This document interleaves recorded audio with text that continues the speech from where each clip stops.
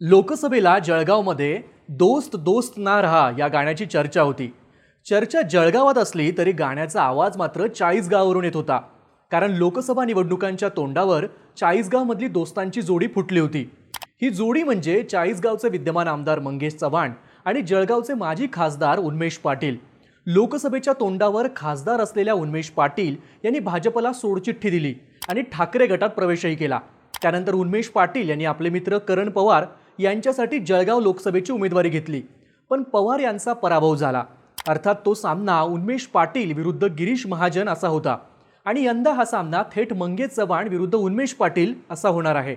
आणि या कुस्तीचं मैदान आहे चाळीसगाव विधानसभा मतदारसंघ. चाळीसगावमधली समीकरणं नेमकी काय आहेत पाहूयात या व्हिडिओतून. नमस्कार, मी सुमित आणि तुम्ही बघताय बोल भिडूची स्पेशल सिरीज मतदारसंघाचं राजकारण.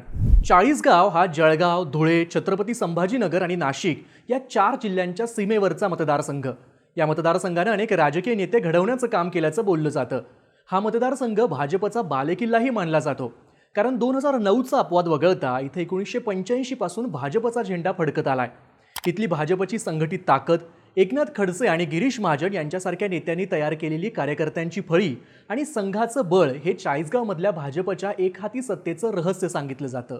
सध्या मात्र चाळीसगावच्या कट्ट्यांवर एकच चर्चा आहे, ती म्हणजे भाजपचे मंगेश चव्हाण आणि ठाकरे गटाच्या उन्मेष पाटलांच्या लढाईची. कधी काळी एकमेकांचे मित्र असलेले दोन्ही नेते आता एकमेकांचे राजकीय शत्रू झालेत. त्यामुळे उन्मेष पाटलांना आपल्या मित्रालाच अस्मान दाखवायचा आहे, तर दुसरीकडे मंगेश चव्हाणांना आपल्या मित्राला चित करून भाजपचा गड राखायचा आहे. अंतर्गत कुरघोडीच्या कारणांमुळे उन्मेष पाटलांनी लोकसभा निवडणुकीआधी भाजपची साथ सोडत शिवबंधन हातात बांधलं. त्यानंतर जिल्ह्यात ठाकरे गटासाठी मोर्चे बांधणीही सुरू केली. खरं तर ठाकरेंनी उन्मेष पाटलांना जळगाव लोकसभेची निवडणूक लढण्याची गळ घातली होती. पण पाटलांनी करण पवार यांच्यासारख्या नव्या चेहऱ्याला संधी दिली. आता ठाकरेंच्या पहिल्या यादीत पहिलंच नाव चाळीसगावमधून उन्मेष पाटील यांचं आहे, तर भाजपच्या पहिल्याच यादीत मंगेश चव्हाण यांचंही नाव जाहीर झालंय. थोडक्यात कुस्ती लागलीय. प्रश्न आहे तो कुस्ती रंगणार कशी? तर चाळीसगावात सध्या 3 गट सक्रिय आहेत. एक मंगेश चव्हाण गट, दुसरा उन्मेष पाटील गट, तर तिसरा राजीव देशमुखांचा गट. आता या गटांच्या माध्यमातून मतदारसंघातला माहोल समजून घेऊ. भाजपचे मंगेश चव्हाण 2019 साली पहिल्यांदा आमदार झाले आणि त्यांनी विकास कामं आणि लाभार्थी योजनांच्या माध्यमातून मतदारसंघात आपलं स्वतंत्र अस्तित्व निर्माण केलं. चाळीसगावच्या राजकारणात त्यांनी आपला दबदबा निर्माण केला आणि गिरीश महाजनांचे मानसपुत्र आणि राजकीय वारसदार म्हणून त्यांच्याकडे पाहिलं जाऊ लागलं. देवेंद्र फडणवीसांनीही एका कार्यक्रमात मंगेश चव्हाण म्हणजे गिरीश महाजन आणि गिरीश महाजन म्हणजे देवेंद्र फडणवीस असं विधान केलं होतं. त्यावरूनच मंगेश चव्हाण यांच्या ताकदीचा अंदाज येतो. दुसरा गट आहे उन्मेष पाटलांचा. उन्मेष पाटील मूळचे भाजपचे.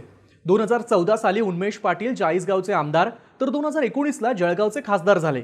पाटील खासदार झाल्यानंतर मंगेश चव्हाणांना चाळीसगावची उमेदवारी मिळाली. आमदार आणि खासदारकीच्या काळात उन्मेष पाटलांनी आपल्या कामातून मतदारसंघासह जिल्ह्यात दबदबा निर्माण केला होता. चाळीसगावमध्ये त्यांनी 50 ते 60 हजार मतांची स्वतःची अशी वोट बँक तयार केल्याचं सांगितलं जातं.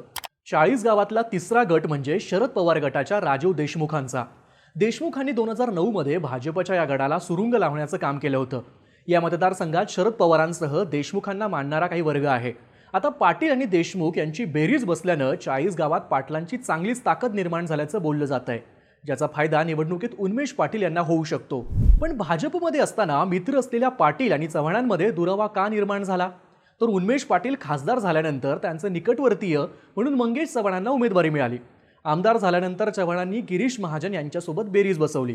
त्यानंतर महाजन आणि चव्हाण यांनी स्पर्धक नको म्हणून उन्मेष पाटलांच्या विरोधात काम करायला सुरुवात केल्याचं स्थानिक पत्रकार सांगतात. तिथूनच चव्हाण विरुद्ध पाटील हा संघर्ष सुरू झाला. यात उन्मेष पाटील हे नवं नेतृत्व.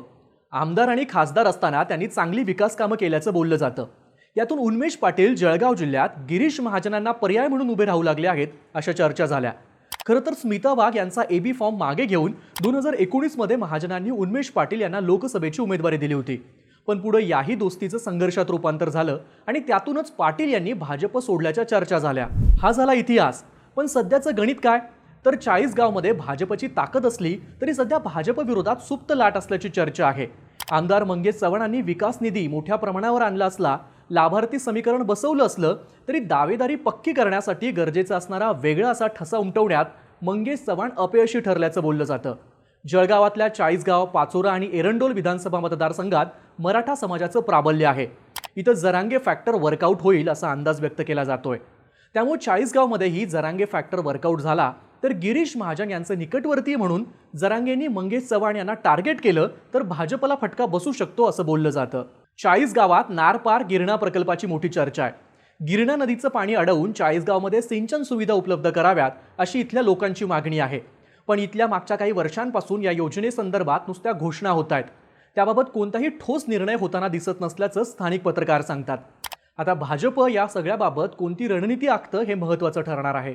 पण नॅरेटिव्ह चॅलेंजिंग वाटत असलं तरी ग्राउंड लेवलवर मंगेश चव्हाणांनी तगडी फिल्डिंग लावल्याचं चित्र आहे. आपल्या आमदारकीच्या काळात मंगेश चव्हाणांनी उपमुख्यमंत्री देवेंद्र फडणवीस आणि गिरीश महाजनांच्या मदतीनं अनेक विकास कामं मार्गी लावली आहेत. मतदारसंघात स्वतंत्र यंत्रणा कामाला लावून लोकांचे प्रश्न सोडवण्यावर आणि लोकाभिमुख उपक्रम राबवण्यावर चव्हाण आघाडीवर आहेत. यात मतदारसंघात गटाटटाच्या राजकारणात सुद्धा चव्हाण फ्रंटफूटवर असल्याचं बोललं जातं.